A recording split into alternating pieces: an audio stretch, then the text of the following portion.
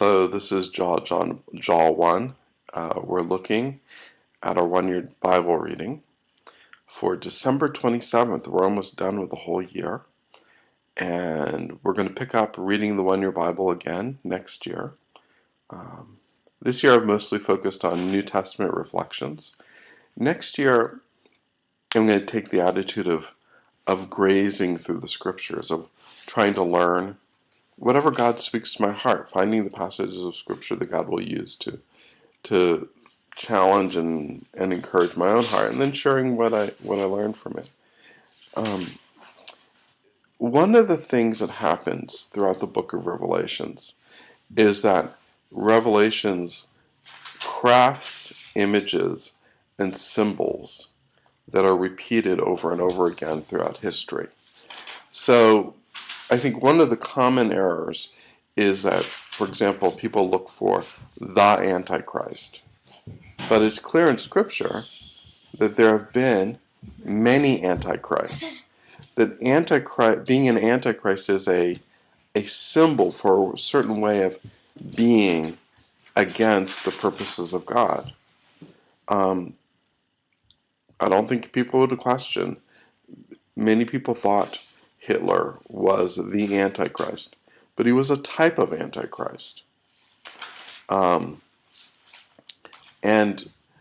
here we have a city, Babylon, and the city of Babylon, it's the belly of the beast. The belly of the beast is really a destructive force. It's a destructive force that basically is a city that has built itself around growing wealthy and powerful through taking advantage of others. And God declares its judgment on that type of city.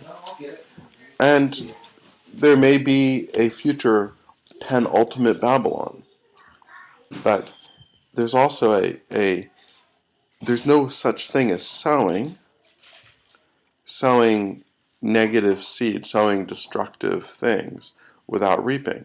And I think that it's important for the people of God to help people see the connection between choices and later on consequences.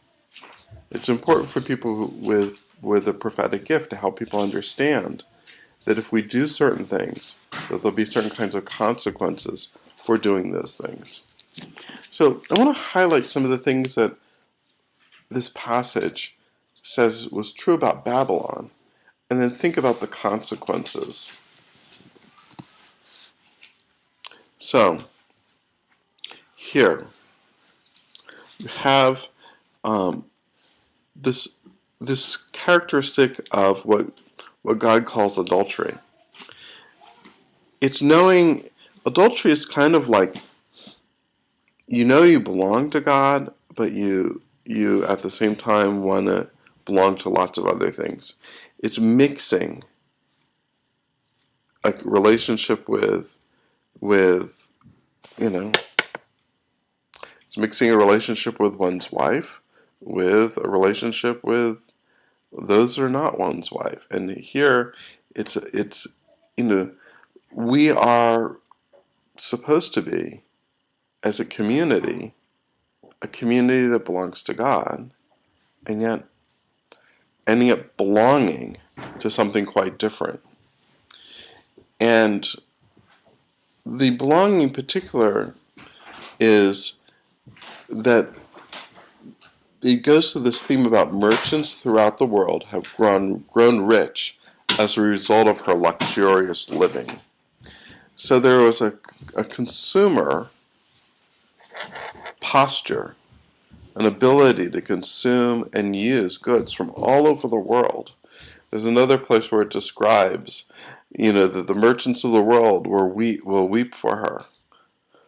For there's no one left to buy their goods. They bought great quantities of gold and silver and jewels and pearls and fine linen and purple dye and silk and scarlet cloth and every kind of wood and perfume and incense and oil and wine and flour and wheat and horses. And it goes on and on in terms of an sort of insatiable desire to consume goods.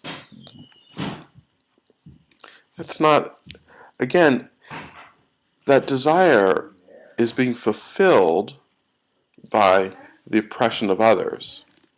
I mean, it ends in the sentence, yes, she even traded in human lives. And, actually, in this current world, it's a lot easier to trade in human lives than people think. I bought some a while back, a long time ago. In 1994, I bought some soccer balls from Pakistan. And I didn't realize that the particular balls that I had bought were being made by children who have been sold into indentured servitude by their parents to hand sew these balls. And that at that time it was a really big human rights issue. And that these kids were actually ending up with deformed fingers from that kind of work. There's this promise. Also, it says, she brewed a cup of terror for others. If you try to control other people or nations through fear, that fear will also generate those who are willing to fight against you and will come back at you. And that's a terrible thing. Terror and violence breeds more terror and violence. It's a circle.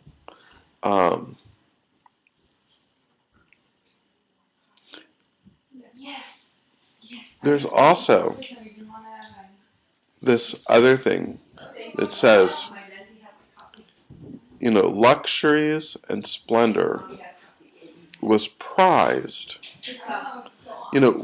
When we value our comfort and luxury over people, we are placing our values in the wrong place. We live in a sick culture that's learned to love things and use people rather than loving people and using things. All of these things, and go ahead and study for yourself Revelations 18 and think, what are the characteristics of a community that has become like Babylon?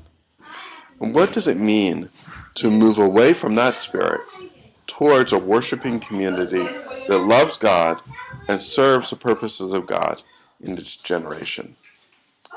One of the things that is central is that we cannot be a people that loves things and uses people. We need to be a people that loves people and meaningfully uses things. Things are not to be consumed. We are stewards of this world.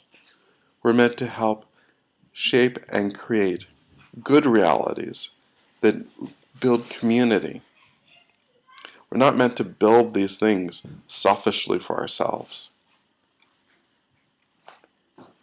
The good life is where we can embrace even the alien and the stranger in our midst and demonstrate hospitality and love, as the scripture teaches. Babylon is a place where hospitality itself has been lost. And because of that, the promised judgment is that that city will be brought to an end and never to rise again.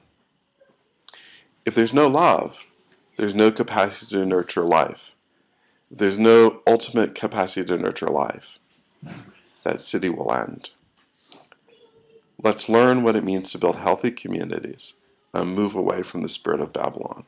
God bless. This is John Jaw 1, speaking from the heart on the book of Revelations.